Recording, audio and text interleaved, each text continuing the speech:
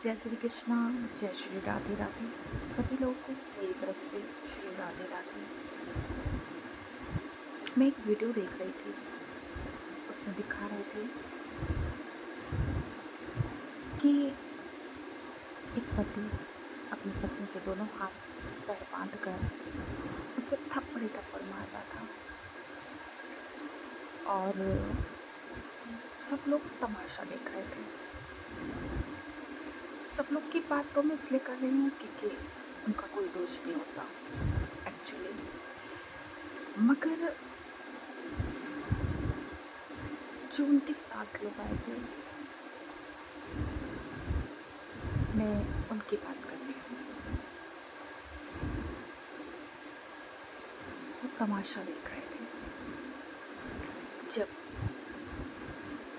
दो जनों का परस्पर विवाह हो रहा होता है, तो आप लोग सब शरीक हुए होते हैं, सब सम्मिलित होते हैं, हंसते हैं, बोलते हैं और कहते हैं जोड़ा बहुत अच्छा था, संग संग फोटो खिंचाते हैं और उपहास करते हैं और उल्लास के साथ हंसी मजाक चलती है, सब कुछ होता है, सब देख रहे होते हैं, सब आंखों के सामने सब कुछ होता है। तभी एक लड़की विदा होती है अपने परिवार से ससुराल के लिए, तो आप सब उसके जश्नदीन गवाह होते हैं, प्रत्यक्ष प्रमाण होते हैं।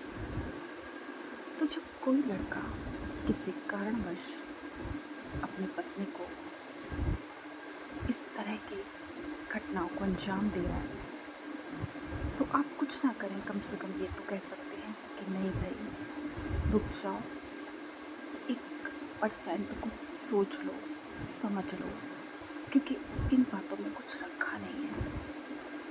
इस तरह से बात सुलझेगी नहीं और बिगड़ जाएगी। आप सलाखों के पीछे जा सकते हैं, आप अपराधी हो सकते हैं। अगर आपके पीछे माँ बाप हैं, भाई बहन हैं, अविवाहित छोटे बच्चे हैं, तो उनका जीवन कौन देखेगा?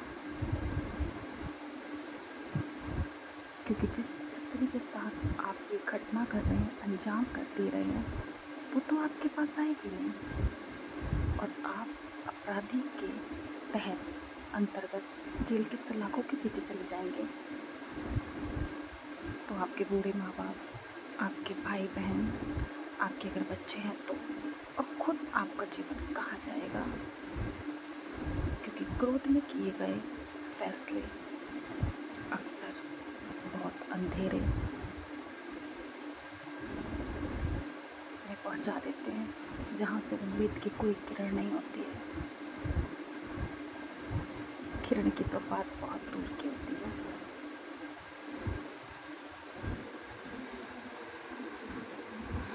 तो मेरा कहने का मतलब ये है, जब वो आदमी अपनी पत्नी को दोनों हाथ पैर बांध कर मार रहा था, उसके बाल सब गहजे से उस तरह से काट दिए, तो कोई ये कहने वाला नहीं था कि ठहर जाओ, रुक जाओ, मत करो ऐसा।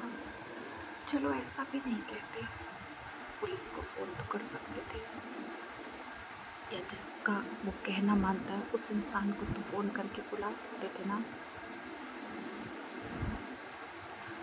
आपको पता है, जब कोई इंसान गुनाह कर रहा होता है वो उतना ही दोषी होता है जितना देखने वाले और चुपचाप तमाशा बनाने वाले लोग होते हैं। तो सजा उनको भी देनी चाहिए जो भी तमाशा देख रहे थे।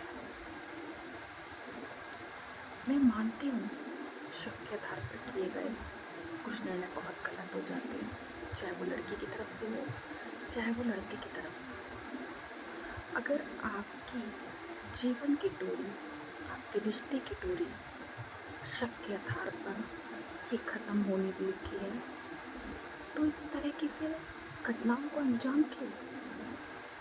एक समझौते के साथ, एक फैसले के साथ दोनों बैठकर अलग भी तो हो सकते हैं। रोज़ रोज़ की लड़ाइयाँ, रोज़ रोज़ के झगड़े, रोज़ रोज़ की तनाव, रोज़ रोज़ के मारपीट, रोज़ रोज़ के कहाँ सुने, रोज़ रोज़ के अपशब्द, बहाने, हिटकसियाँ, ये किसी बात का परिणाम नहीं है। आप दूसरे का जीवन तो बदतर करेंगे, मगर आपका भी बदतर होने से रुकेगा नहीं। इसलिए अगर आप समझदार हैं और आपको समझदारी भरे फैसले के साथ जीना है, तो मनुष्य का कर्तव्य यही होता है कि जबरदस्ती से कोई रिश्ता हासिल नहीं होता है। छोड़ दो उसे, जाने दो। प्रेम के लिए भी तो कहा गया है कि अगर प्रेम आपका नहीं है तो उसे स्वतंत्र कर दो, उसे आजाद कर दो।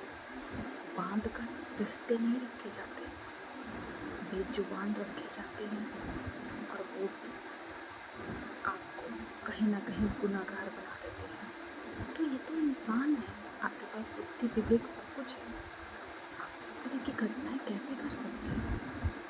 ये बात दोनों के लिए कही गई है, लड़का और लड़की दोनों के लिए। रिश्ते जल्दीबाजी में मत बनाओ।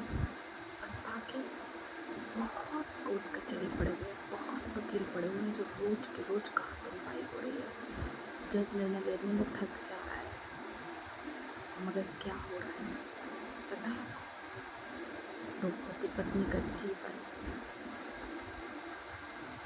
ग्रस्त जीवन कोर्ट कचहरी के चक्रों में व्यतीत हो रहा है। अगर खुदा न खास्ता ऊपर वाले की दुआ से, रहम से, प्रार्थनाओं से, दुआओं से अगर आपके बच्चे हो गए तो उनका जीवन भी कलंकित हो रहा है। तो कहाँ जाएंगे? उन्हें दोनों का प्यार नहीं मिल पा रहा है, और जब तलाक हो जाते हैं ना, तो बच्चे माँ के पास हो चाहे बाप के पास, दोनों ही चिड़चिड़ा वातावरण के अंदर पनपते हैं और परवरिश मिलती है।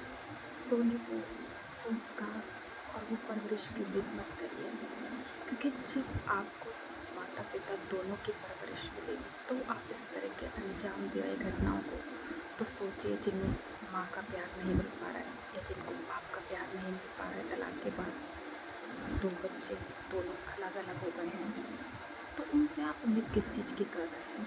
बहुत अच्छे बच्चों की नहीं। जब आप उनको अच्छा वातावरण नहीं दे रहे तो अच्छे बच्चे होने की भी उम्मीद उनसे मत करिए, ये आपको शोभा नहीं देती। इसलिए कुछ भी फैसले करिए तो सोच समझ कर करिए, और अगर हो जाए फैसले तो इस तरह की घटनाओं को अंजाम मत दीजिए। आपको जब कोई इंसान नहीं पसंद तो अपने अपने रास्ते खुशीपूर्वक स्वतः से अलग कर लीजिए। इस तरह की नौबत मत लाइए कि जगह साई हो। जय श्री कृष्णा, जय श्री राधे राधे।